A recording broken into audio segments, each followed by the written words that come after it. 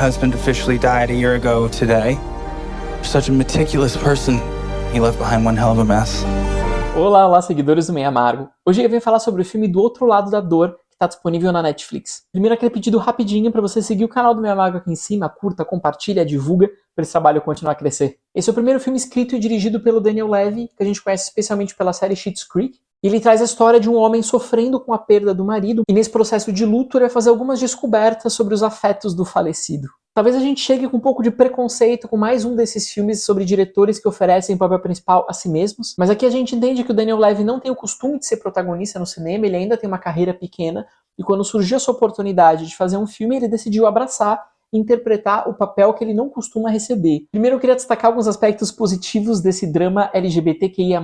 Ele sabe trabalhar muito bem essa oscilação entre o drama e a comédia. Não por acaso ele escolhe um elenco especialmente formado por pessoas que são muito hábeis para transitar do humor à dramaticidade, às vezes na mesma cena. É isso que o Levy faz enquanto roteirista. Cada vez que a gente tem uma cena muito pesada em termos dramáticos, o funeral, por exemplo, ele introduz uma pequena piada para dar uma equilibrada no tom. Do mesmo modo, quando eles estão em algum momento muito cômico, chega alguma lembrança um pouco mais triste para trazer o personagem de volta à realidade. O filme inteiro tem uma paleta muito triste, ele é majoritariamente bege e cinza, não tem cores quentes, os dias são nublados, todo mundo tá usando moletom, blusas felpudas em apartamentos com carpetes, com cortinas, existe muito tecido na direção de arte, nos objetos, para trazer uma imagem de conforto. Ao invés de filmar a tristeza como algo inóspito, o diretor considera que a dor desse homem já é suficiente, então que ele precisa ser acolhido pelos outros personagens e pelo mundo que o cerca. Esta configuração de um mundo meio ninho também produz, do outro lado da dor, certa previsibilidade. Esse é o típico filme que constrói uma história para um herói, para um protagonista, e o acompanha onde quer que ele vá, insiste em fazer com que todos os coadjuvantes apenas orbitem ao redor do Mark.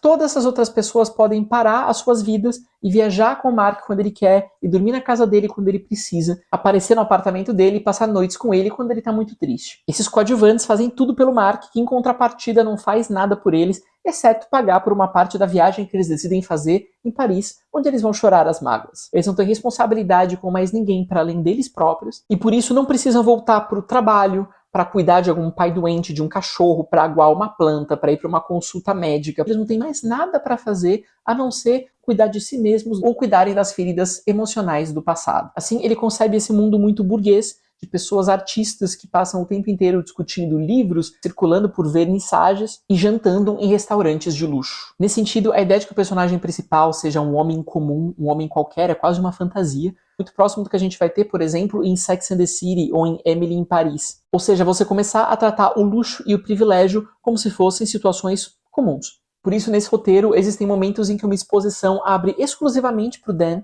Ele vai descobrir a existência de um apartamento propício para ele viajar. Um outro homem muito bonito, muito solícito, muito compreensivo vai aparecer para ele. E mesmo o acidente inicial com o Oliver vai se passar na altura onde ele está na janela para que ele possa assistir e testemunhar a tragédia. O mundo aqui é feito para o Mark. Esse sujeito é muito passivo, muito cômodo, porque todas as informações vêm até ele, ele não precisa correr atrás de nada. Uma carta é entregue nas mãos dele para solucionar os conflitos. A descoberta do apartamento vem por conta de uma advogada. Um dançarino aparece de maneira inesperada quando ele estava buscando mais informações sobre essa pessoa. A gente pode falar em um ponto de vista muito piedoso em relação ao Mark, que acredita que esse homem já sofre demais. Então vamos, por favor, facilitar ao máximo o caminho dele, para que todas essas feridas se resolvam da maneira menos dolorosa possível. E como a gente tem um foco muito preciso nesse personagem principal, a diversidade do mundo ao redor é diminuída. O trio de amigos é formado por uma mulher negra nascida na Etiópia, outro ator britânico de origem indiana, mas é claro que eles só podem estar lá em função do homem principal, que ainda é um sujeito branco de classe média alta. É engraçado como nossa percepção da inclusão social vai se modificando ao longo do tempo. A gente passou de uma época em que a gente não tinha diversidade nenhuma nos filmes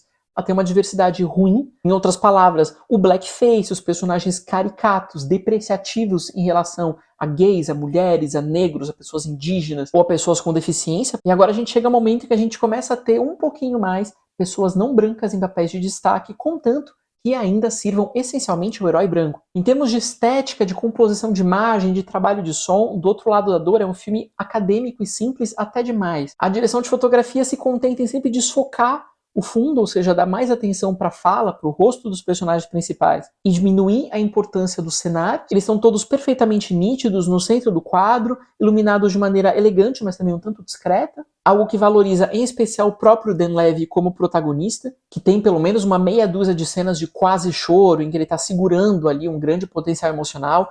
Ele não parece um ator de muitos recursos, mas aqui ele faz o necessário para um papel bastante simples. É claro que o Dan Levy não cria esse primeiro longa-metragem na intenção de ser descoberto como um grandíssimo cineasta, é quase um teste, uma possibilidade de se mostrar viável dentro da indústria. E a gente também não pode exigir nem de diretores estreantes, nem de filmes queer ou LGBTQIA+, que reinventem a roda, ou que sejam profundamente militantes, que representem todos os dilemas relacionados a essa causa. Também existe espaço dentro desse cinema para um filme um pouco mais previsível, que você não vai ter muitos problemas éticos, morais, também não vai ter méritos muito memoráveis. Enquanto o cinema queer, é bom que do outro lado da dor não problematize o fato da existência dos afetos LGBTQIA+, não existe nenhum conflito pelo fato específico de ser gay, de aceitação, de homofobia, mas ele ainda mantém um ponto de vista bastante ambíguo sobre os relacionamentos abertos. Se por um lado ele não insinua que a traição teria acontecido porque ele se permitiu sair com outras pessoas, o roteiro também não vilaniza o personagem do Luke Evans, não mostra ele como uma pessoa horrível. Por outro lado, ele deixa claro que o Mark só consentiu com isso para agradar o marido e que ele mesmo prefere relacionamentos monogâmicos, fechadinhos,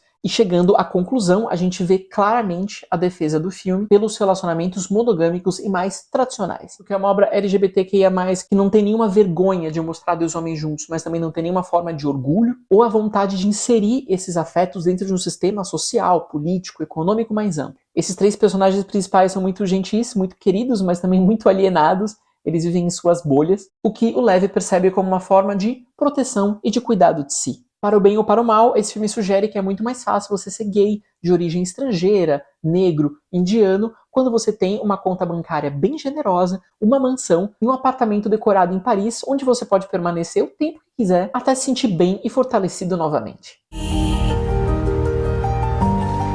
É isso, eu fico por aqui hoje, me diz se gostou de Do Outro Lado da Dor. Deixe seus comentários aqui, também siga o canal do Meio Amargo e leia as críticas publicadas diariamente no meioamargo.com. Até a próxima!